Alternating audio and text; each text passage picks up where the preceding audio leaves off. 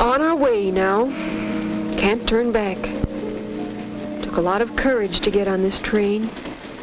I wonder what will happen from now on. I wonder. A lot has happened in the last year. Our first year of marriage. Gee, we got a good start. I remember coming home from a wonderful honeymoon. We were so fortunate. Our housing problem was taken care of.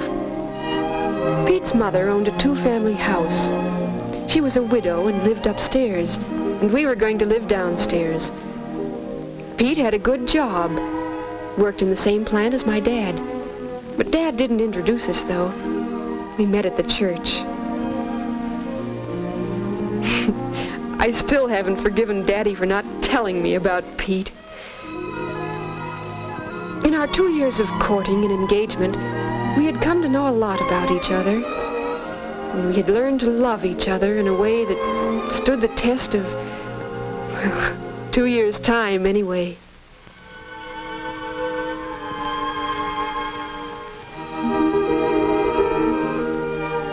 And there we were, in our own place. A place that was to be our home, at least for a while. Well, we had to unpack. And we were both so tired.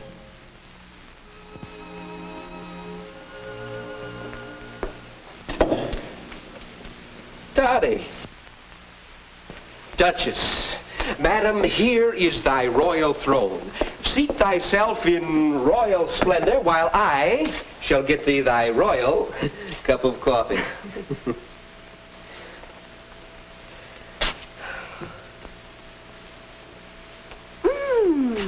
'Tis creamed and sugared exactly to my taste. Thou shalt be my royal brewmaster for evening coffee from this day forward. From this day forward. To have and to hold. Oh, Pete, we're going to be so happy together.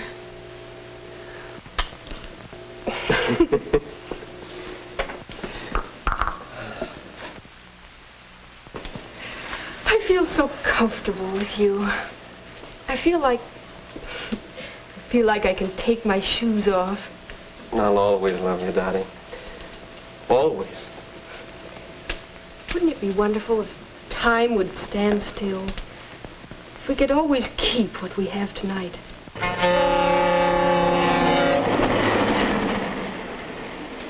From the beginning, we were learning to live together and to love together. Learning to adjust different sexual responses. But time doesn't stand still, and marriage is far more than loving together and enjoying companionship. It's making decisions together, and we had to learn to plan as partners. That first Monday morning, I was so proud of my man going out to earn a living for us. And Pete was so proud of me, cooking our first married meal. Then, suddenly, it was time for Pete to go to work. He said he didn't want to go, but he was a responsible married man now. Well, when you marry, you have to adjust to many changes. And we had decided I should quit my job when we married. Maybe I should say quit my paycheck. I still had a job. As the weeks went by, sometimes I regretted that decision to quit my job. For one thing, I missed those paychecks. And staying home was hard. It was an adjustment I had to work out.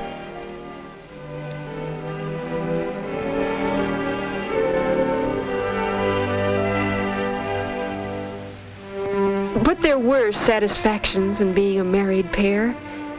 One thing was our partnership in handling the money. Conflicts over money can be a real problem in marriage. But we decided together how Pete's salary would be spent. Maybe we didn't always agree, but we decided together. So our joint decisions on this and other problems of home management helped in my adjustments from a working girl to a non-employed wife. Aided by little bits of fun and thoughtfulness, the partnership flourished. Another thing, Pete's contributions to my sense of accomplishment. I had a lot to learn about cooking and keeping house, and sometimes those things can seem unimportant and dull. Believe me, a wife does appreciate her husband's appreciation.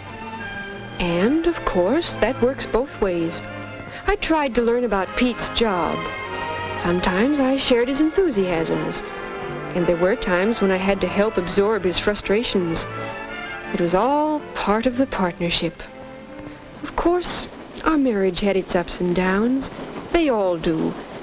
But I guess we had worked out pretty good adjustments on affections and our sex life, and decisions in our money matters. Adjusting to each other, adjusting to our marriage, sort of showed us how to face these problems. But on another potential source of trouble, in-laws. When we first planned to move into that two-family house, I thought of all those mother-in-law jokes.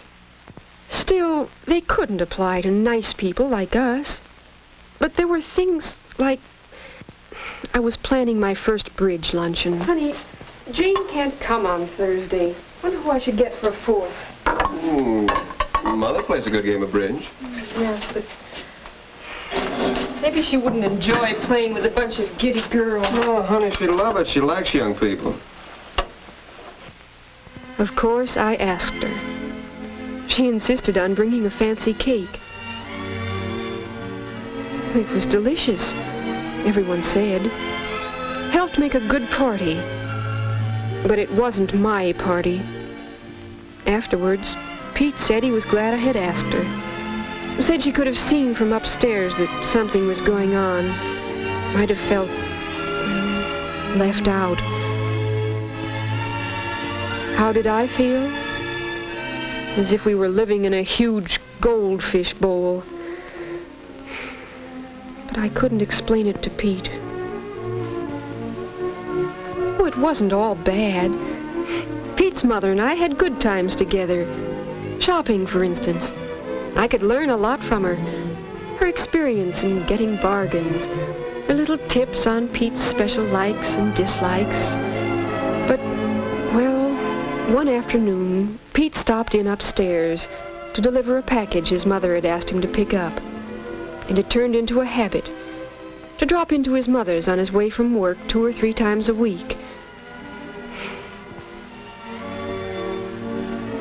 I didn't mind so much supper being late.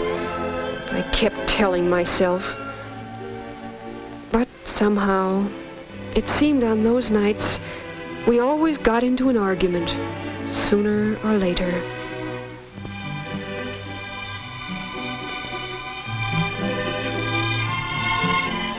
I tried to tell Pete how I felt, but it was no use.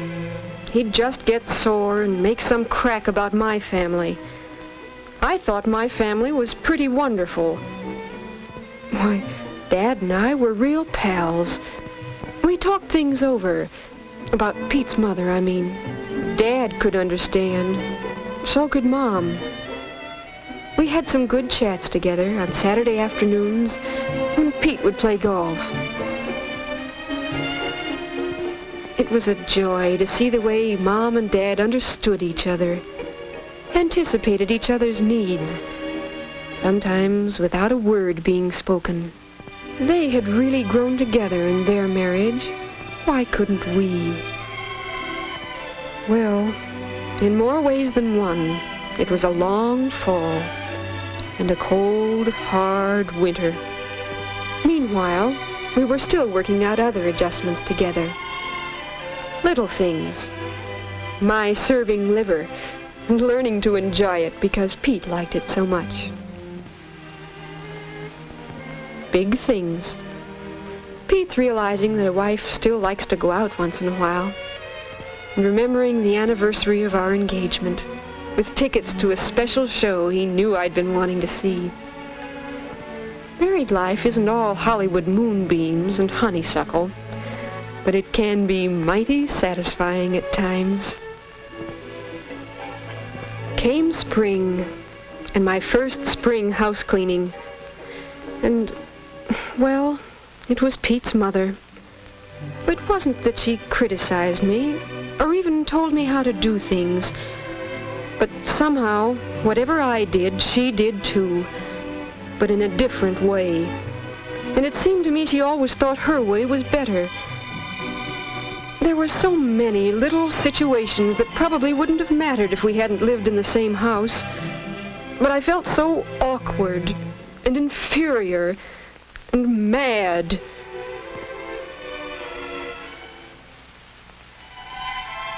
That evening, after supper, I thought the time seemed ripe to talk to Pete about us. But suddenly... Dottie, I got a surprise in today's mail. An offer of another job. Wonderful job. But way over in Central City. Let's talk it over. It's time we get away. Do something really decisive about the influence of your parents on our marriage. My parents? Now, listen to me all the way, honey, before you get mad. It's time we've got to talk this thing out. You don't know what it's like working in the same plant as your wife's father. Dad likes you, Pete. He's done so much for you. Oh, sure he has, dear. I know. Your dad's been swell. Try to understand me. It means so much to have you understand. Golly, if you feel that way, Pete, you just do. There must be reasons.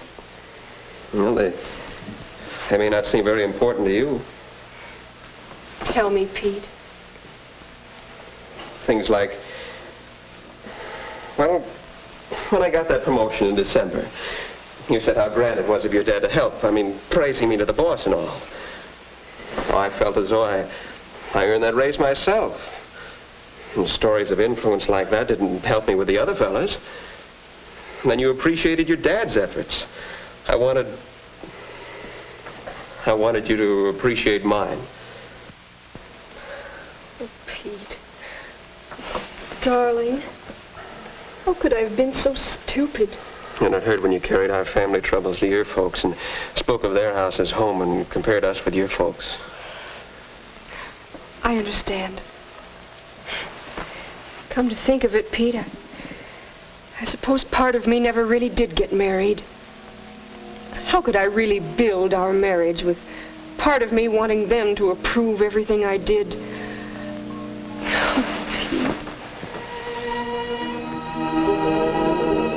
Gosh, what a difference when you see the other fellow's point of view.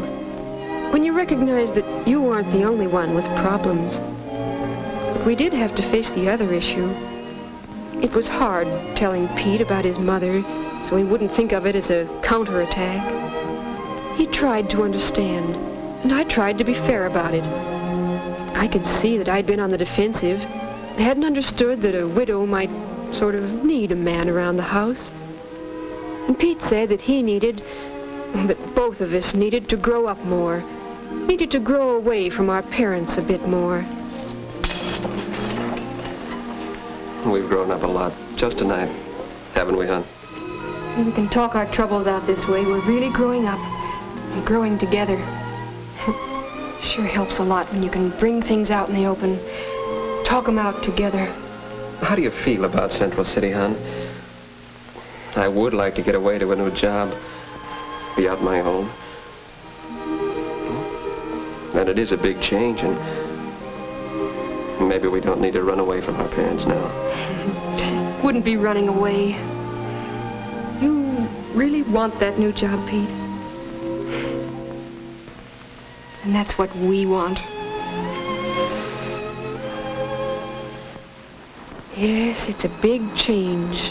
New friends, new home, church, new adjustments in living.